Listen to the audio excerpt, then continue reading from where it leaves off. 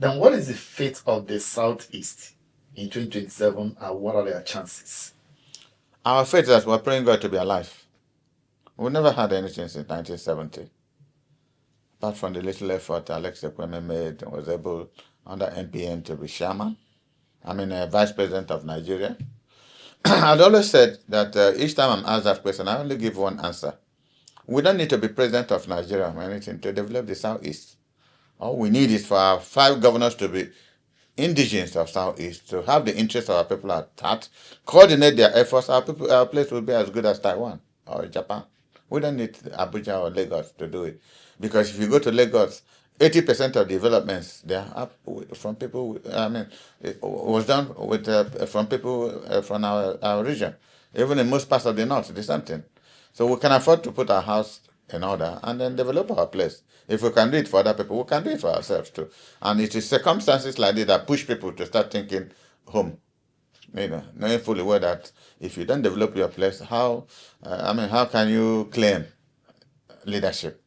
When the war started, people ran home to find out they don't even have a place with their families to stay. That's why at the end of the war, people started building houses, the whole of the Southeast. So I hope that will translate into proper development, industrial development, estates and such things. And they're happening in most places now. So it takes time to do, but it might not be immediately visible, but a lot of work is going on in the Southeast. In the light of what you are saying now, where does he leave P2B? Does he still have a chance to contest? Well, if there is a Nigeria, he will contest. If there is a Nigeria, politically speaking, I think P2B has one advantage. He has gone beyond the call of duty being an Igbo man. He's a Nigerian. People look at him as a Nigerian hope, which is an advantage he had that no other leader has it. It's a Nigerian hope. Those who don't trust President Tinubu, most of them trust P2B.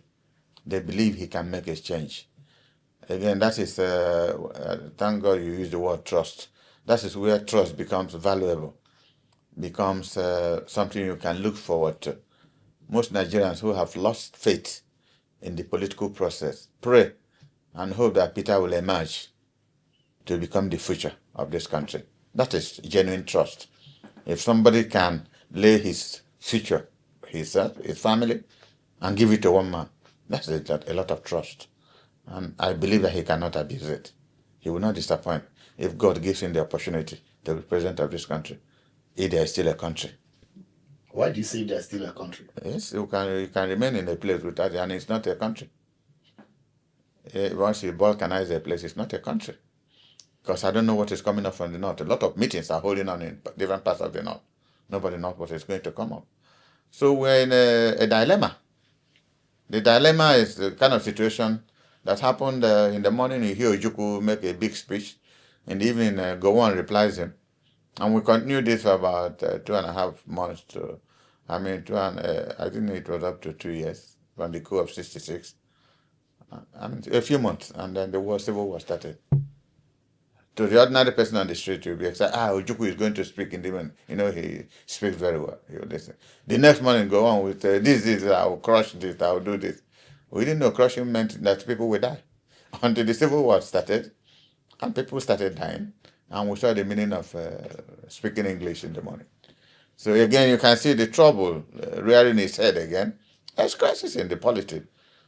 So if it's not from the military, it is even more dangerous if it's coming from the civilians who are supposed to be the stabilizing factors in the politics. You can start a revolution by voice. What you say in your mouth could be destructive. Could raise hatred, mistrust. A lot of things could happen without really firing a gun. What do you make of Trump's claims designating Nigeria as a country of particular concern? Well, I'm one person who I don't take whatever Trump says seriously. He has a lot of problems in America. He should go and face his problem. But as a leader of the free world, he should take anything he says, not with a pinch of salt, but if it affects your country in one way or the other, and it is relevant to trying to make amends. If I were Tinubu and what he's saying, because I've seen bishops making speeches from Plateau, that there are killings going on there. So at least for once, he says something that is happening. You may not like that, but it is true that there are killings. Because I've seen Anglican and Catholic bishops in Plateau saying there are killings going on. And who are doing the killings? Islamic fundamentalists are doing the killings. So I don't think Trump has gone far from the truth, considering what he used to do in the past. Everything for Trump is political. Could use anything for politics. But in the Nigerian situation, he doesn't need to gain anything. But he said the truth. People would have petitioned him. Maybe people in the Congress who had received petitions from Nigeria would have told him. And America has a lot of security establishment in Nigeria to be able to find out exactly what is happening.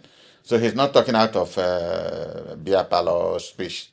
There must be enough evidential proof that something like this is happening.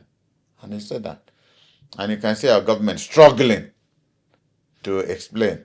They are not defending. They are struggling to explain out themselves from what he said.